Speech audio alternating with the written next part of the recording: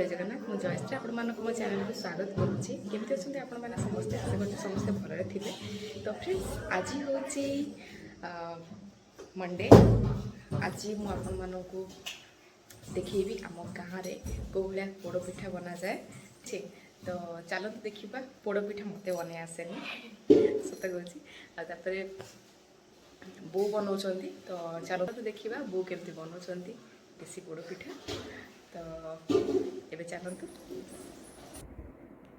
बर्तमान देखु आमर ऑलरेडी छेना और नड़िया पूरा प्रस्तुत हो सारा आउ एठी देखु आमर गरम पानी बसाई एठी बहु सब बेले देसी घी यूज करती किंतु गुआ घी जेहेतु नाही तो वर्तमान आम मार्केट रू किनी घी आम यूज कर दोचु। एठी केते चाउल को चाउल चुना को केते सुजी चाउल को 500 सुजी आउ छेना केते छेना सेମିତି किलो पका 500 पका जते पकई देबे ता जे किछि ये 500 छेना।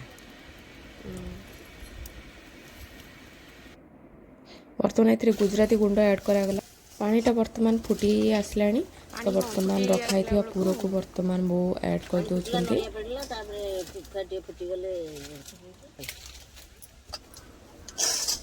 आमे ऑलरेडी चूल्हा रखी देथिलु सुजी आ चूना को ऑलरेडी गोले की भल की रखी देथिलु बर्तमान ताकू पकई कि एमती गोळौछंती देखंतो।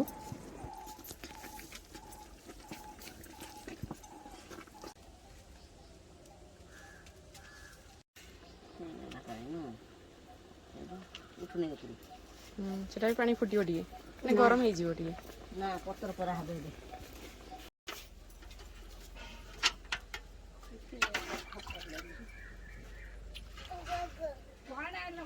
पिठा पड़ी थी पोड़ पिठा ना सब पाउस रखी थी पाउस मिलू नहीं कौटी ए घसी जो मन जालुते से घसी केही जालु ना सब घसी बिकी दउछन सब ए पत्तर डांग जालुछन।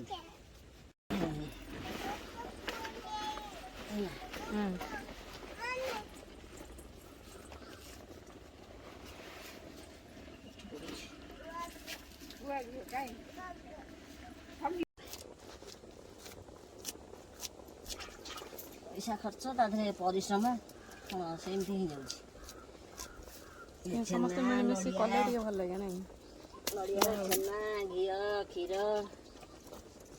सुजी सब एमती तो नंदाटा रही कथा रखी थी ठीक रे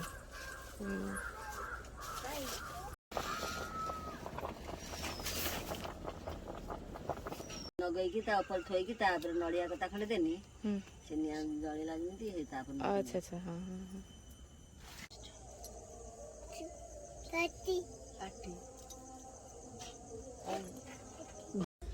तो फ्रेंड्स फाइनाली आमर पोड़पिठा ए रेडी हो जाइए। तो मुझे आपण मानक देखौछि पोड़पिठा। तो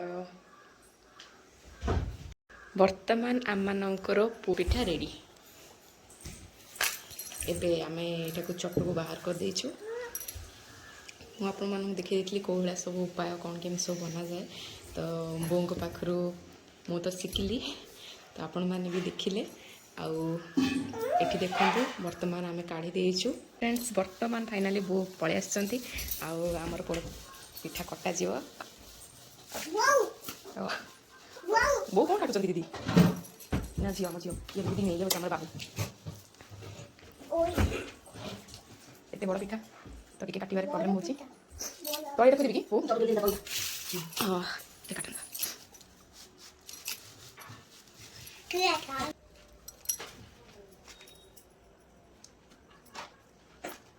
लगुच। तो आपण मानक केमती लागला कमेंट रे निश्चित जणाइबे आउ जदि पसंद आसी तो प्लीज लाइक करिवे शेयर करिवे एंड सब्सक्राइब कर देबे। Thank you.